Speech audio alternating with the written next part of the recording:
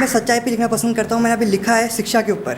हम जानते हैं शिक्षा का कितना बुरा हाल है इस समय देश में। महंगाई इतनी बढ़ रही है, शिक्षा की मतलब जो जानते हैं उनके बच्चे पढ़ रहे हैं कि कैसे वो बच्चों को पढ़ा रहे हैं। तो उस पर लिखा है कि अगर आपको प्रॉब्लम आ रही है तो गरीबों को इतनी प्रॉब्लम आ रही होगी। तो उनके लिए लिखा है कि गरीब को अगर बढ़ना है तो पढ़ना होगा, और पढ़ना है तो शिक्षा को पैसों पे तोलना होगा। जिसके घर में दीपक भी तेल का जलता है, जिसके घर में दीपक भी तेल का जलता है, उसके घर में कब शिक्षा का उजाला होगा, उसके घर में कब शिक्षा का उजाला होगा। और पेन पेंसिल ही होती जा रही कितनी महंगी, और पेन पेंसिल ही होती जा रही कितनी महंगी। किताबें अगर ख़रीद लेंगे तो पेट का कैसे गुजारा होगा। जिनकी आंखों में आंसू आने से डरते, उनके भविष्य का अंधकार कैसे उजाला होगा, उनके भविष्य का अंधकार कैसे उजाला होगा। चलिए एक छोटी सी कहानी सुनाता हूँ कि फिर भी जैसे तैसे उस गरीब ने अपने बच्चे को पढ़ाया। एक वक्त का खाना खाया, आंसुओं को रोटी पे लगाया। एक वक्त का खाना खाया, आंसुओं को रोटी पे लगाया। माँ ने सुबह शाम बर्तनों को घिस घिस के चमकाया, झुक झुक के झाड़ू पोछा लगाया। लेकिन सरकार के मंदिर में तो भगवान नहीं है।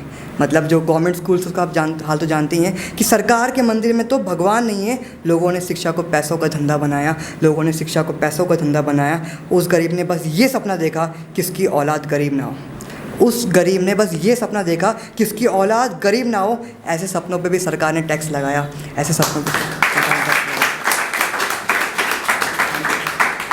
और जितने उसने दिए उतने उसे मिले नहीं, और जितने उसने दिए उतने उसे मिले नहीं। उस बाप ने फिर थक हार उसके बच्चे को काम पे लगाया। वो खुद गरीब था और इस देश की कृपा से उसका बच्चा भी गरीब कहलाया। उस देश की कृपा से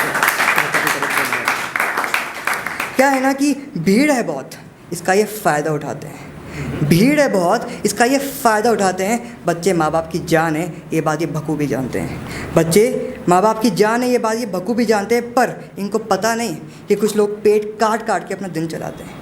इनको पता नहीं कि कुछ लोग पेट काट काट के अपना दिन चलाते हैं। और पैसों की कमी ने न जाने कितने सपनों को उजाड़ा है, और पैसों की कमी ने न जाने कितने सपनों को उजाड़ा है। सरस्वती माता नहीं, लक्ष्मी माता का बोलबाला है, लक्ष्मी माता का बोलबाला। लेकिन मैंने इस अंधकार में एक छोटी सी किरण देखी। पेड़ के नीचे बैठी दो छोटी सी बच्ची, हाथ में कॉपी लेकर छील रही थी पेंसिल, हाथ में कॉपी लेकर छील रही थी पेंसिल। आंखों में चमक थी, होठों पे मुस्कान। लग रहा था किसी का इंतज़ार कर रही है यार। फिर एक हंसता हुआ चेहरा आया उनके पास। जीन्स टी शर्ट पहनी थी, लग रहा था जवान। वो उनको पढ़ाता, थोड़ा डांटता, थोड़ा हंसाता। वो उनको पढ़ाता, थोड़ा डांटता, थोड़ा हंसाता। पूछा उससे तो पता चला वो कॉलेज में पढ़ता है। पूछा उससे तो पता चला वो कॉलेज में पढ़ता है। अपनी काम वाली बाई की बेटियों को हर रोज़ पढ़ाता है, अपनी काम वाली की बेटियों का रोज़ पढ़ाता है। उसने कहा मेरी इस छोटी सी पहल से अगर किसी की ज़िंदगी बदलती है, उसने कहा अगर मेरी इस छोटी सी पहल से किसी की ज़िंदगी बदलती है तो उनकी ज़िंदगी बदल के खुद की कहानी लिखना चाहता हूँ। मैं पढ़ाना चाहता हूँ, लोगों को बढ़ाना चाहता हूँ, और शिक्षा का दान करना चाहता हूँ। उसने कहा सोचो अगर हर एक पढ़ने वाला दूसरों को पढ़ाता, सोचो अगर हर एक पढ़ने वाला दूसरों को पढ़ाता तो क्या इस देश में कोई दंगा कर